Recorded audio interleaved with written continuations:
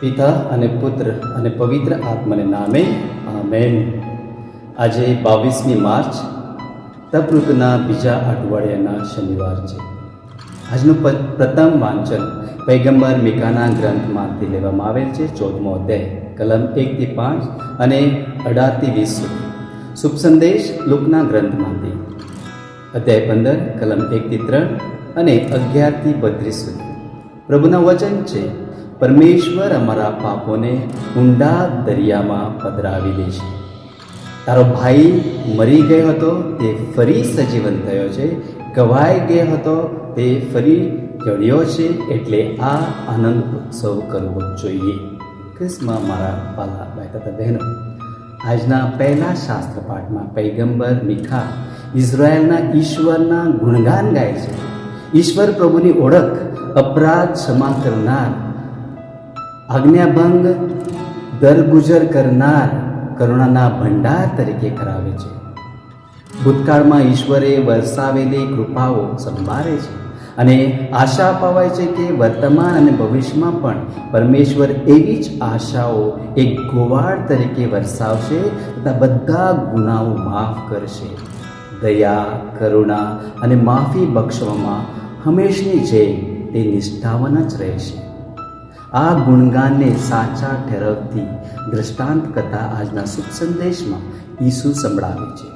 કોઈ પણ વ્યક્તિ એટલી ખરાબ નથી જે ચેક નર્કને લાયક ઠરે. પ્રભુ યેસુના શ્રોતાઓમાં માત્ર ઉડાવ દીકરો એકલો જ ખોવાઈ ગયેલો ન હતો, પણ જકાતદારો અને અન્યનો પણ ખોવાઈ ગયેલા છતાં ઈસુ બધાને આવકાર આપે છે અને તેમની સાથે બેસીને ભોજન પણ લે છે. દ્રષ્ટાંતમાંનો બાપ એ પ્રભુ છે, નાનો દીકરો એ આપણે છીએ. આપણે જે માંગીએ તે પ્રભુ આપે છે. પ્રભુ આપણી સ્વતંત્રતાને આડે આવતા નથી.